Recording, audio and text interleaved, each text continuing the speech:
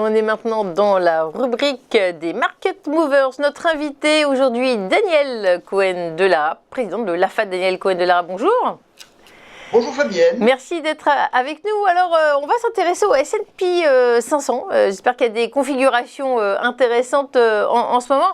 Je me suis laissé dire que sur la semaine, le S&P 500 a quand même perdu 2,21%. Quelle est votre lecture à vous ?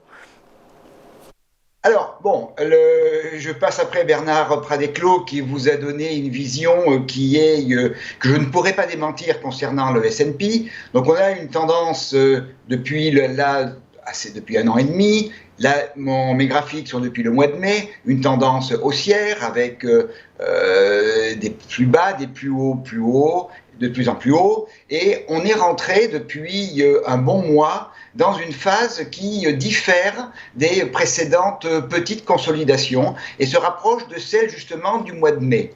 Donc on a commencé par ouvrir un gap entre 4419 et 4434, ce qui est toujours quelque chose de très négatif quand on est dans une phase de consolidation. Cela veut dire que les vendeurs sont en train de prendre la main avec une certaine force.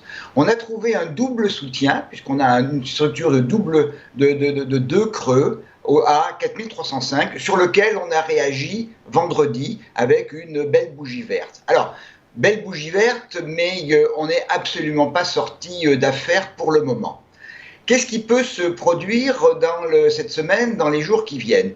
Première vision positive, qui n'a pas forcément ma faveur, c'est que le rebond sur 4305 soit un véritable rebond avec des acheteurs qui reprendraient progressivement la main.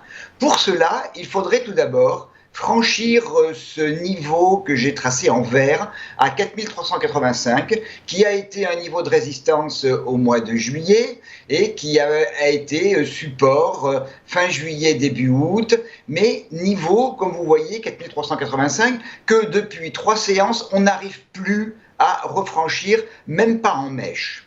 Si ce niveau était franchi, alors là, il faudrait s'attaquer à une grosse zone, cette fameuse zone du gap 4419, 4434, qui est qui plus est le siège de la moyenne mobile 65, qui, on le voit, a fait soutien pendant toute la période au niveau des cours, et la moyenne mobile 34, qui a été beaucoup plus proche, mais qui également a suivi l'harmonie des cours. Donc on a une grosse zone là qui est absolument indispensable de franchir si on veut avoir une lecture un peu plus tranquille. Et après, ce serait 4432 et les plus hauts à 4515, 4540.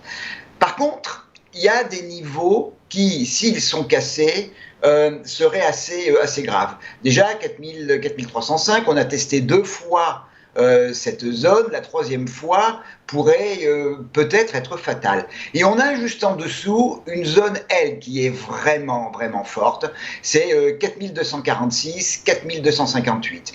C'est d'abord un ancien plus haut, c'est un niveau de polarité puisque mi-juin ça a été une résistance, un mois plus tard ça a été un support, et c'est le retracement 61,8 du dernier rallye qui a commencé justement sur cette consolidation du mois de mai. Donc rompre 4246, 4258 ouvrirait vraiment la voie pour revenir vers 4165 et l'origine du mouvement dans la zone 4060.